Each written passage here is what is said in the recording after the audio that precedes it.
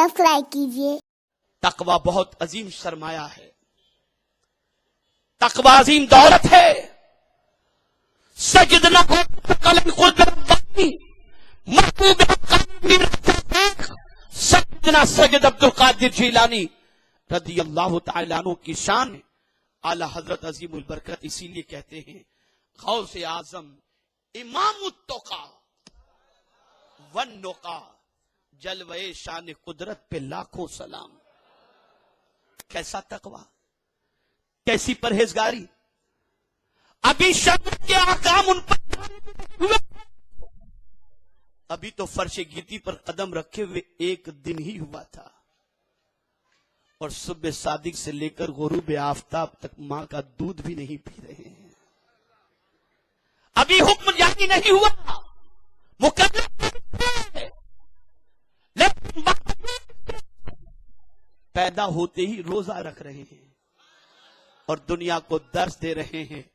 ए रूए जमीन पर बसने वाले इंसानों सुनो, शरीयत का हुक्म तो बालिग होने के बाद मुझ पर जारी होगा, तब मैं मुकल्लफ होऊंगा।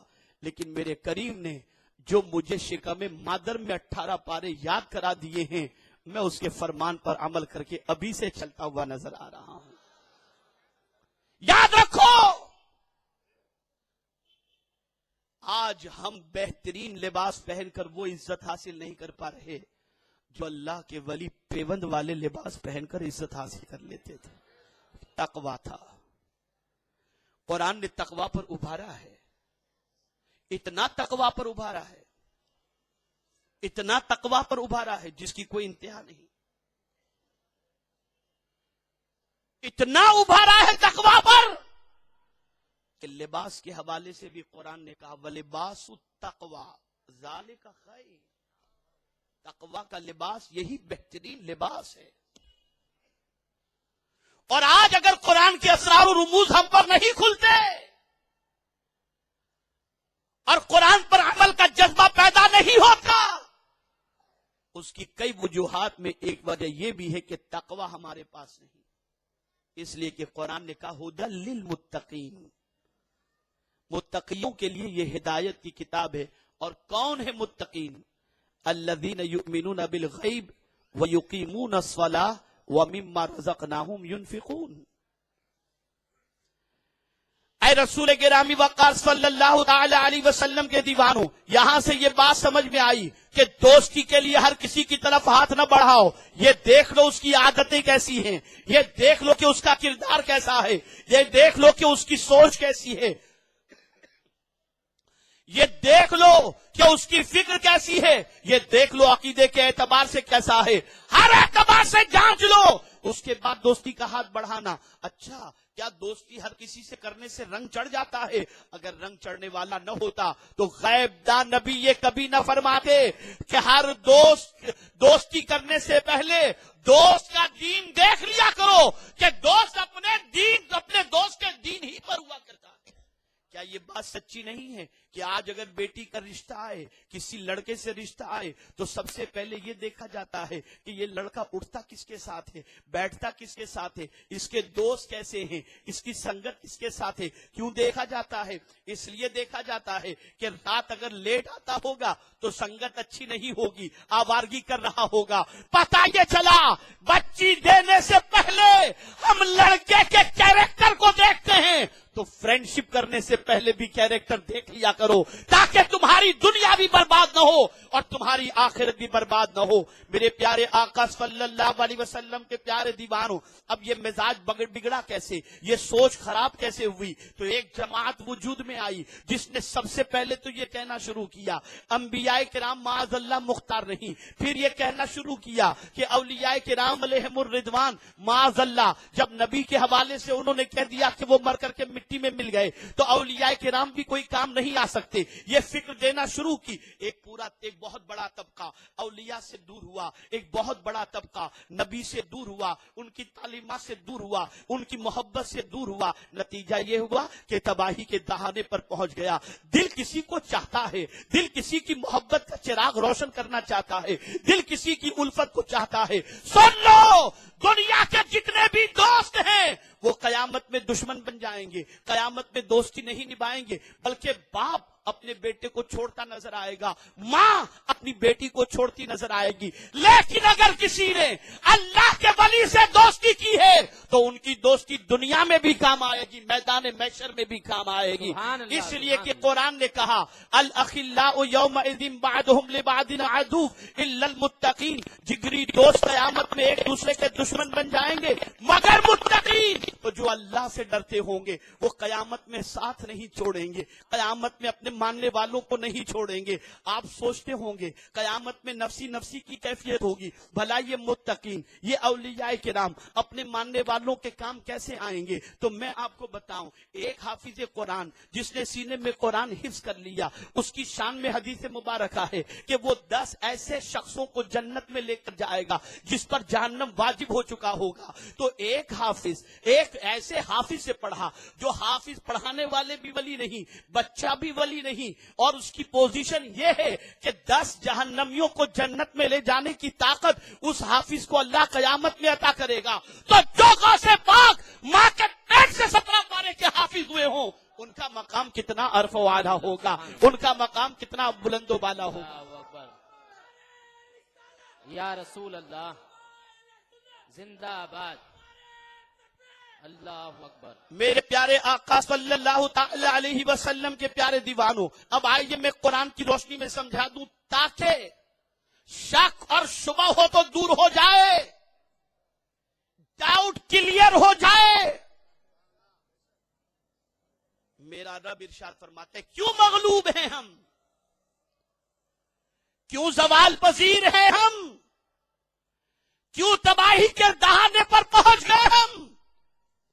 تو قرآن کہتا ہے کون تمہارے مددگار ہیں، کون تمہارے دوست ہیں؟ تو قرآن کہتا ہے انما ولیکم اللہ ورسولہ والذین آمنوا الذین یقیمون الصلاۃ ویؤتون الزکاۃ وہم راکعون۔ سبحان اللہ۔ علماء بیٹھے ہیں، انما حصر کے لیے آتا ہے، اللہ، اس کے رسول اور ایمان والے ہی تمہارے دوست اور مددگار ہیں۔ سبحان اللہ۔ یہی مددگار ہے۔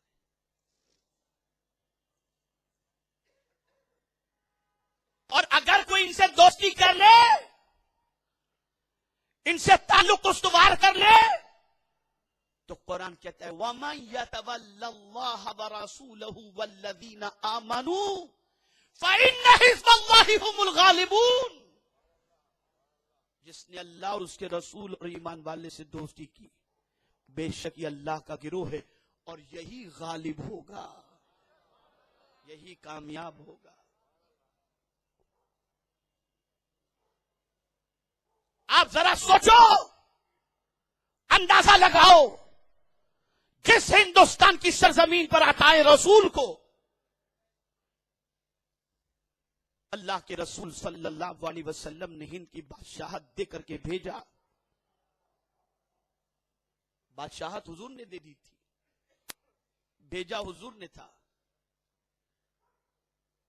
سید الانبیاء نے بھیجا، لیکن آتے ہوئے میرے خواجہ نے بتا دیا کہ اللہ کی محبت تو میرے دل میں ہے، رسول کی محبت بھی میرے دل میں ہے، اولیاء کی محبت بھی میرے دل میں ہے، لیکن دنیا کو بتا دوں کہ ولی زمین کے اوپر ہوتے ہیں تب بھی کام آتے ہیں، اندر ہوتے ہیں تب بھی کام آتے ہیں۔ سبحان اللہ، سبحان اللہ۔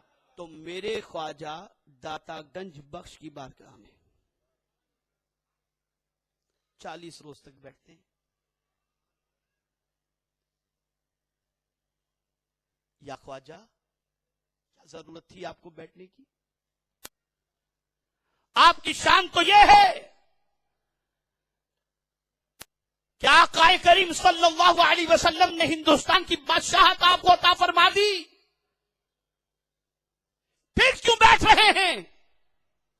تو جواب ملے گا جب میری سیرت پڑھنے والے میرے غلام، میرے ہاتھوں پر کلمہ پڑھنے والے مسلمان جب میری لائف پڑھیں گے تو پتہ چلے گا کہ میں 40 روز یہاں سے بیٹھ کر کے فیض حاصل کیا ہوں۔ اس سے پتہ چلا کہ قبر میں لیٹے ہوئے اللہ کے ولی مدد فرماتے ہیں، زمین کے اوپر والوں کی مدد فرماتے ہیں، اللہ نے ان کو یہ اختیار عطا فرمایا ہے۔ سبحان اللہ، سبحان اللہ۔ نعرہ تکبیر، نعرہ رسالت، حضور معین ملت، حضور مفکر اسلام، علماء اہل سنت، نعرہ تکبیر، نعرہ رسالت، تاجدار بغداد کانفرنس، علماء اہل سنت، صاحبزادہ حضور شہید راہ مدینہ، جانشین حضور مخدوم اشرف، حضور مفکر اسلام، نعرہ تکبیر، نعرہ رسالت، علماء اہل سنت، حضور مفکر اسلام، حضور معین ملت، نعرہ تکبیر، نعرہ رسالت۔ سبحان اللہ، ماشاءاللہ۔ ہمارے اور آپ کے درمیان صاحبزادہ حضور شہید راہ مدینہ حضرت علامہ مولانا سید شاہ معین الدین اشرف علیہ شیخ الجیلانی اور مفکر اسلام حضرت علامہ مولانا قمر الزمان خان اعظمی صاحب قبلہ تشریف لائے ہیں۔ آپ حضرات اپنی اپنی جگہوں پر تشریف رکھیں، اپنے ماتھے کی نگاہوں سے ایسی بابرکت شخصیات کی زیارت کیجیے اور عقیدت کے لبوں سے بوسہ دیجیے۔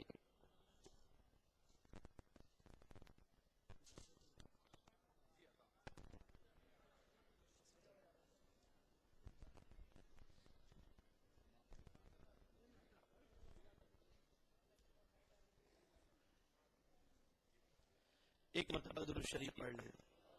اللہم صلی علی سیدنا مولانا محمد بارک وسلم، صلاۃ و سلام علیک یا رسول اللہ صلی اللہ علیہ وسلم۔ اللهم صل على سيدنا ومولانا محمد معدن الجود والكرم وآله الكرام وبه الكريم وبارك وسلم صلاة وسلاما عليك يا سيدي يا رسول الله صلى الله تعالى عليك وسلم۔ میرے پیارے آقا صلی اللہ تعالی علیہ وسلم کے پیارے دیوانوں، حضور معین المشائخ حضرت علامہ سید معین اشرف صاحب مدد اللہ العالی اور خطیب اعظم حضور مفکر اسلام حضرت علامہ قمر الزمان خان صاحب اعظمی مدد اللہ العالی کرسی پر جلوہ گر ہو چکے ہیں اور آپ ان کے رخ زیبا کی زیارت کر رہے ہیں۔ اللہ تعالیٰ ان بزرگوں کے سائے کو ہم سب پر سلامت رکھے۔ بس چند باتیں سماعت فرما لیں، اس کے بعد انشاءاللہ العظیم ایک ولولہ انگیز اور فکر انگیز خطاب اس خطیب سے سنیں گے جن کی خطابت نے نہ جانے کتنوں کو خطیب بنا دیا۔ میرے پیارے آقا صلی اللہ تعالی علیہ وسلم کے پیارے دیوانوں، حضور مفکر اسلام ایک صاحب درد اور ملت کے مسائل کے حوالے سے بھرپور ادراک رکھنے والی ایک عظیم شخصیت کا نام ہے۔ بے نفس اور آقا کریم صلی اللہ تعالی علیہ وسلم کی وہ عظیم سنت جو سرکار صلی اللہ تعالی علیہ وسلم نے وقت ولادت ہی پوری دنیا کے سامنے جو اپنا انداز پیش کیا تھا، رب حب لی امتی کہہ کر سرکار نے فکر امت کے حوالے سے جو اپنے جذبے کا اظہار کیا تھا، حضور مفکر اسلام اسی سنت پر عمل کرتے ہوئے نجی محفلوں میں یا عوام کے اندر درد امت اور فکر امت پیش کر کے نہ جانے کتنوں کو آقا کریم صلی اللہ تعالی علیہ وسلم کی امت کے لیے محنت و مشقت کرنے پر آمادہ کرتے ہیں۔ بس اب آخری بات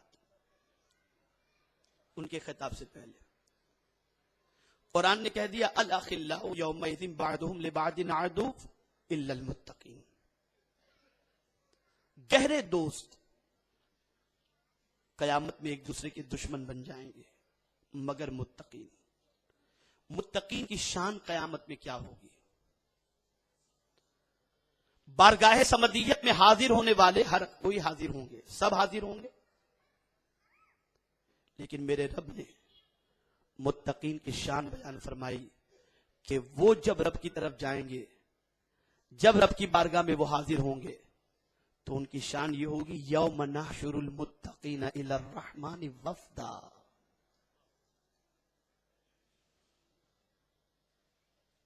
قیامت کے دن मुत्तकीन जब रहमान की तरफ जाएंगे तो मौला उनका मेजबान होगा और वो अल्लाह के मेहमान बनकर के जा रहे हैं। ये मुत्तकीन की पोजीशन है, ये उनका मकाम है। उसे एग्जाम्पल के जरिए समझाऊं, आयत के दूसरे हिस्से को पेश करके। और मुजरिमीन, उनकी पोजीशन कयामत में क्या होगी? तो मेरे करीम ने फरमाया वा नसूकुल मुजरिमीन इला जहन्नम विरदा। मुजरिमीन को कयामत के दिन जहन्नम की तरफ घसीट कर ले जाया जाएगा। जाने वाले दो तरह के हुए, मुत्तकीन और मुजरिमीन। मुजरिमीन को जहन्नम की तरफ घसीट कर ले जाया जाएगा और मुत्तकीन अल्लाह की बारगाह के अंदर मेहमान की हैसियत से जाएंगे। ले जाने वाले दोनों को फरिश्ते होंगे। आप दुनियावी एग्जाम्पल के जरिए सोचें कि मिनिस्टर कोई आता है तो पुलिस का प्रोटोकॉल, पुलिस की सिक्योरिटी होती है, निहायत ही इज्जत के साथ, हट जाओ इन्हें जाने दो, एहतराम के साथ लेकर के जाते हैं। लेकिन इसी तरीके से जब किसी चोर को पकड़ के जाते हैं तो हाथ में हथकड़ियां होती हैं, मारते होते हैं और फिर लेकर के जाते हैं। पता चला जाने वाले दो किस्म के लोग हैं, लेकिन दोनों को ले जाने वाले पुलिस वाले हैं, लेकिन किसी को इज्जत के साथ और किसी को जिल्लत के साथ अगर तकवा इख्तियार करेंगे तो अल्लाह की बारगाह में मेहमान बन करके जाएंगे। और अल्लाह न करे अगर जुर्म के अंदर अपनी जिंदगी किसी मुसलमान ने गुजारी तो कयामत के दिन अल्लाह न करे जहन्नम की तरफ घसीट कर ले जाया जाएगा। अब हमारी जिम्मेदारी क्या है? हमें तकवा की दौलत मिले कैसे, मुत्तकी बने कैसे? टाइम तो इतना है नहीं कि हम अपनी अल्लाह की किताब को पढ़ें, रसूल आज़म सल्लल्लाहु अलैहि वसल्लम की सीरत तैयबा को पढ़ें। ये पढ़ने का जज्बा कहां से पैदा होगा? तो मैं आपसे निहायत ही मुअद्दबाना अर्ज करूंगा कि अल्लाह के वलियों की, अल्लाह के बरगुज़ीदा बंदों के आस्थाने पे जाओ और जो उलमा और मशाइख इल्म और अमल के जेवर से आरास्ता हैं और जिनकी जिंदगी से तकवा छलक रहा हो, उनकी सोहबत में बैठो। तुम्हारा दिल भी अल्लाह के फضل से मुनव्वर और मुजल्ला हो जाएगा। यहां से ये बात वाज़ेह हो गई, हर किसी की सोहबत काम नहीं आ सकती, काम आएगी तो मुत्तकीन की सोहबत। इसलिए एक कॉलेज के नौजवानों, है यूनिवर्सिटी के तालिब इल्मों, हर किसी की तरफ फ्रेंडशिप का हाथ न बढ़ाओ। ये देखो जिससे तुम दोस्ती कर रहे हो उसकी आदत कैसी है, उसका कैरेक्टर कैसा है, उसकी सोच कैसी है, उसका अकीदा कैसा है, उसकी फिक्र कैसी है। जब तुम ये सारी चीजों को जांच पड़ताल करके जब उससे फ्रेंडशिप करोगे तो तुम्हें फायदा भी मिलेगा। एक वाकया करके गुफ्तगू मुकम्मल करता हूं। हजरत मुआज़ बिन जबल रज़ी अल्लाह तआला अन्हु के हवाले से। आप 33 साल की उम्र के अंदर इस दुनिया से कुछ कर गए, लेकिन उनके जमाने के एक बुजुर्ग हजरत अबू इदरीस फरमाते हैं कि मैं जब मस्जिद की तरफ बढ़ा तो मैंने देखा कि एक नौजवान के दांत चमक रहे हैं और हर कोई अपने मसाइल लेकर के उनके पास पहुंच रहा है और वो है कि चुटकी में सबके मसले हल करने। मेरे दिल के अंदर ख्याल पैदा हुआ कि इनके बारे में जानूं। मैंने लोगों से पूछा ये कौन नौजवान है? लोगों ने बताया तुम्हें नहीं मालूम, ये फकीह आसर, काजी यमन, सहाबी रसूल हजरत मुआज़ बिन जबल है। उनके दिल में हजरत मुआज़ बिन जबल रज़ी अल्लाह तआला अन्हु की मोहब्बत पैदा हुई। दूसरे दिन सुबह जब वो मस्जिद में पहुंचे तो हजरत मुआज़ बिन जबल रज़ी अल्लाह तआला अन्हु पहले से मौजूद थे।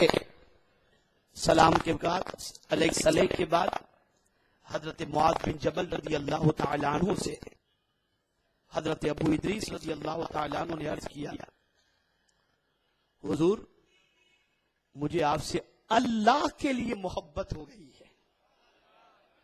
उन्होंने फरमाया क्या कहा तुमने? कहा मुझे अल्लाह के लिए आपसे मोहब्बत हो गई है। फिर आपने पूछा क्या कहा तुमने? कहा मुझे अल्लाह के लिए आपसे मोहब्बत हो गई है। आपने कहा मुबारक हो, सुन ले, कल बरोज़ क़यामत नूर के मिंबर लगे होंगे। आकाए करीम सल्लल्लाहु अलैहि वसल्लम ने फरमाया नूर के मिंबर लगे होंगे। انبیاء پوچھیں گے یہ ممبر کس کے لیے ہیں؟ تو میرا مولا ارشاد فرمائے گا سنو، یہ ممبر پر وہ لوگ بیٹھیں گے جو کسی سے محبت صرف میرے لیے کر رہے ہوں گے۔ مبارک ہو، میں بھی تجھ سے محبت کرتا ہوں اللہ کے لیے، اور تو بھی مجھ سے محبت کرتا ہے اللہ کے لیے۔ یہ دوستی انشاءاللہ قیامت میں ہم دونوں کے کام آئے گی۔ یہ ہے دوستی کا معیار، یہ ہے دوستی کا مزاج۔ ہم نے قرآن سے تعلق کم کر دیا، رسول اعظم کے فرمان سے تعلق کم کر دیا، سیرت پڑھنا ہم نے چھوڑ دی، صحابہ کی زندگی پڑھنا ہم نے چھوڑ دی، غلط سنگتوں میں بیٹھے، آج نسلوں کی نسلیں تباہ و برباد ہوتی جا رہی ہیں۔